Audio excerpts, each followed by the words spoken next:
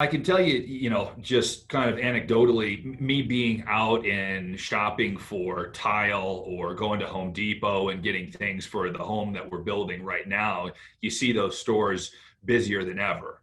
And it's, this concept of you can just read in the headlines, people are gearing up for a summer of staycations, right? They're staying at home because that's the world that we happen to be living in right now. And I think that it'll take a long time before we get back to anything resembling whatever was normal before. So you see people at Home Depot, they've been sitting at home staring at the walls saying, okay, we ought to change the paint here, or we ought to get some new appliances, or need to go. I mean, one of the busiest places I've seen throughout the whole pandemic is the nursery. So people are doing landscaping, they're adding trees and shrubs and flowers and trying to create, a nicer, more desirable, pleasing environment in this. We're not, shelter in place anymore, at least in Arizona.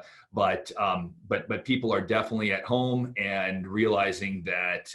I mean, who would have ever thought that we would go through something like this, and you would be in your home to the extent that we have been. So I think there's just a whole new role for the home. It's security, it's safety, it's well-being. It's kind of that place, that the only place in the world where you might be able to feel like there's well-being. So I think that's really important. And the home ownership as well. I mean, when you think about, you may have limited resources during a time like this if you've taken a personal hit to your balance sheet or your income. But whatever disposable income you have, I think people are thinking of their mortgage payment or their rent payment in a different way, as opposed to other items and other necessities that they've got to pay for.